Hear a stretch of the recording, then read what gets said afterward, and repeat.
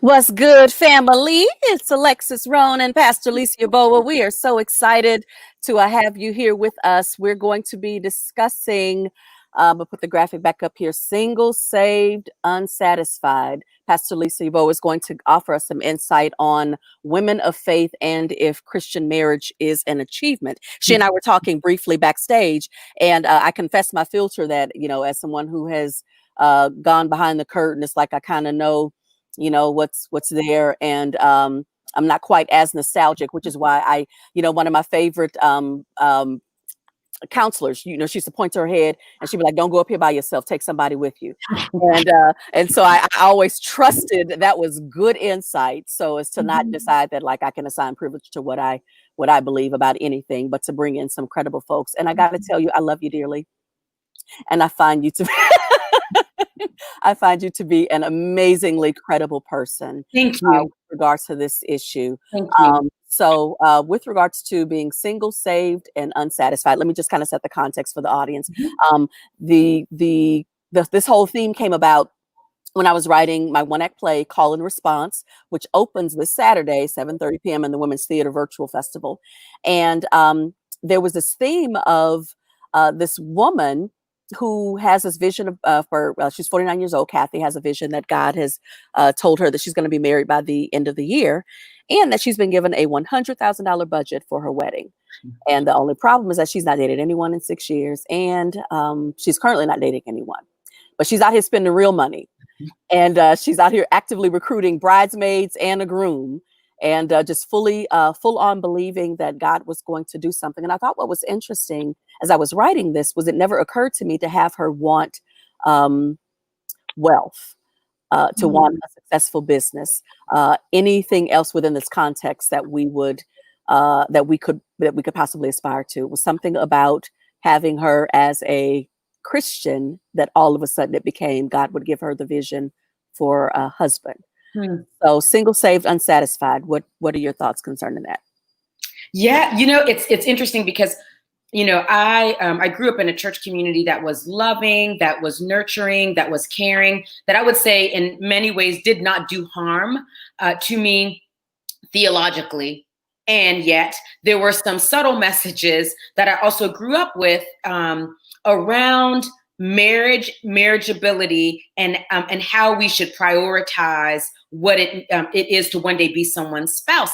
And kind of the subtle, unwritten kind of theme that was always bubbling up is that, one day you're going to reach this moment where someone is going to choose you to be your, for me to be their wife. And that's going to say something about my faithfulness, my holiness, something about who I am before God, that I end up becoming someone's spouse. So there was this sense that if you walk the right path, if you do the right thing, one day you will be married, and that's going to be the thing that's going to bring. And I think the thing about it is that it was oftentimes couched in regard to like, and this is the thing that's going to bring you real great joy.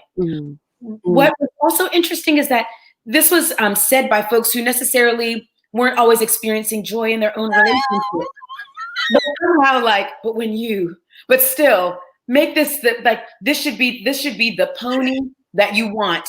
And it's going to bring you great joy, which I think says a lot about how we understand or don't understand what it means for a woman to own her own story, without necessarily having to share her story with another that they would call their beloved. And so is the whole concept of being unsatisfied, single, saved, and unsatisfied, is it tethered to the fact that they trust those messages and they are doing all the right things but aren't getting the fruits of those right actions? Yeah, so I'm gonna have to tell you, like, to be honest, like the word unsatisfied, as soon as I saw it, like the single, the saved, I was like, okay. The unsatisfied, I was like, But I think the reason why is because I actually feel like part of this kind of like theology that's a little bit broken, that needs to be tweaked, is you're almost told that there's no way that you could be happy if you don't feel called to companionship in this way, to the point that you start to think, maybe I couldn't be happy if I'm not called to companionship, or that you will really experience fullness of life once you are in relationship with another person. So I think this is from a personal standpoint. It's like someone telling you, I promise you, you're going to love chocolate. You're going to love chocolate. You're going to love chocolate. You're going to love chocolate, to the point that you start to have this narrative of like, yeah, I really think I'm going to love chocolate. I mean, my life is just not going to be right if I am only out here eating vanilla. I need to have chocolate. And I think it was almost like this again, this subtle message of, there's going to be a deficit. Like guess what? You're going to have a deficit if you're not tethered in relationship with the person. Mm-hmm, mm-hmm. Yeah. And so the whole concept of being, let me go back to your, you said that like the unsatisfied, is that not a true statement with regards to women of faith, or is that an overreach? No, so I guess what I want to do is like, I don't want to say that every single woman of faith, Of course, absolutely, by any means, but I do think that there is this, because we have made, I'm gonna use this term, and I want to say it lightly because I don't want it to sound crass, that we have in some ways made marriage like a golden calf. Okay. Like this like crown jewel. And I think marriage is absolutely beautiful. In fact, what's funny is that I was literally just doing premarital counseling before I got here. I mean, I so believe in the covenant of marriage, but you begin to make it like this golden calf that without knowing it, you start to bow down before it. Like you're like, everyone else is bowing down before it, I need to bow down before it as well. And so I do think that as Christian women, oftentimes in the church, we are told this like this narrative that there is something about our faith formation that is solidified when we have a partner. So if you are going through life, I went through my 20s, I go through my 30s, I'm now in my 40s, and you're still not married, it can begin to like this like little whisper in the back of your head might be like, so am I doing something wrong? Like everyone kept on telling, I was like, there was almost like this formula. I grew up in the time of, you need to read A Kiss Dating Goodbye. You need to keep a prayer journal. You need to write out the things that you want in a particular person. You need to also ask yourself, are you those particular things that you want? And then somehow, when you prepare yourself, God's going to, like a stork, drop off Idris Elba on your front porch. And I think we need to be here. And so there's almost this sense that like, am I not doing something right because this thing hasn't been made manifest in my life? We've almost made it like a spiritual discipline, of like a measure of our faithfulness. And I got to tell you though, if God was dropping off Idris Elba, so listen, I'm gonna do that. I'm a sign. When Idris Elba got COVID, that's when I knew, like, okay, like everyone, if the Rona got him, let me go to the grocery store and get my potted meats. I'm not leaving my house. For the Rona. That's when I knew this thing was real. What was interesting, we've done a few preview audiences, a few private test audiences, like for our during our rehearsals. And what I thought was so interesting was how many people picked up on a lot of the other themes. When for me, as I was crafting it, as a woman for whom God is particularized in the person of Jesus Christ, that was my location. That was like my base camp one. And that was not the thing that it was really interesting. And I'm like, okay, so I do have a lot of things. And so I'm glad that those other things. I did wonder though, if this whole idea of her being single, saved, and unsatisfied is almost like, if that's just not, it's like, okay, we're going to do life. We're going to keep it moving. But these other things are more interesting than that.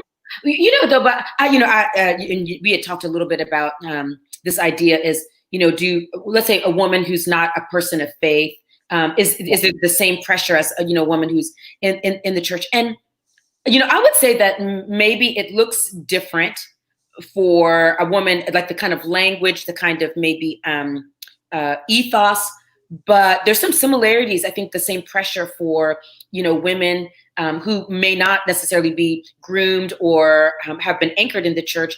This pressure that around companionship, and companionship specifically, that comes in marriage. And I think the church and also the world, we have totally underestimated the beauty of our friendships. Yes. Yes. The power of our friendships. We have totally underestimated. I mean, I think even the companionship, like, how does Lisa learn to love Lisa? Yeah. Yeah. Like, how do I come home to myself? And we have elevated the kind of love, I think, for the church and in the world, when it's someone else who's validating on the outside looking in. Yeah. Which I feel like is incredibly dangerous. Like, why do I have to wait for someone to say, oh, I want you, for me to want myself? Yeah. Yeah. Yeah. And I think that for me, having, again, on being on the other side of it, that is exactly where I am. It's like every morning I go out and I do a sunrise walk in Platts. Now I bathe them in some moisturizer, but I look a hot mess. But when I tell you that I am extremely happy, yes, because I am, I'm engaging nature, perfect system. God is like, listen, like watch the systems of nature. Yeah. Like, watch what I'm doing with nature. Like, what I'm doing for you too. Yeah. But I get it now. But but I'm on the other side of it. And so so speak love to the ears of I've had 15,000 words of in call and response. So I have had my say. Concerning being saved, single, saved, unsatisfied. Have your say. Yeah. So I'm going to go back to the word that is probably the most unsettling for me. I think it's unsatisfied, but I think part of that is the way I am wired. I'm always looking out for people who feel, who want to settle on life. And I think, yes, the narrative has sometimes been given to us that we won't really know what fullness of love looks like, or the fullness of joy, or fullness of life will look like, until we are actually partnered. And, I want to say, don't believe that narrative. Like, what does it look like to maybe turn down the volume on that voice? That doesn't mean that you're not called to companionship. I can say this, like, I am called to companionship. I would love to be partnered in this lifetime, but the life that I have right now in this moment, as a person who is single and a person who is saved, is a life that is full. And the thing is, my full life will one day be joined up with someone else who I hope also has a full life. But if that does not happen, I can have a full life. I don't want anyone to ever live with this feeling that to not have a partner is to live with a deficit. If I can come home to myself, I'm partnered. If I can let my friends love me well, my sister circle, I'm partnered. If I can let my church come alongside me, I am partnered. And actually, it's in that I might also learn to look for good love. As Toni Morrison said, a thin love isn't love at all. And so the ways in which we allow others to be partnered to us and to love us might help us to never settle on a thin love. Pamela Thompson said, why do I have to wait for someone else to say I want you before I want myself? Ooh, that's it. Hashtag facts. Who I love her. She is amazing. And I love you. Thank you so much. Thank you so very much. Thank you. Yes, I appreciate this. Okay, fam, I need for y'all to show up for call and response. 2 shows, one this Saturday, July 18, 7:30 Eastern Standard Time, and the following Saturday, July 25th, 11 p.m. Eastern Standard Time. That's for my West Coast peeps. Blessings to you, Pastor Lisa. Thank you.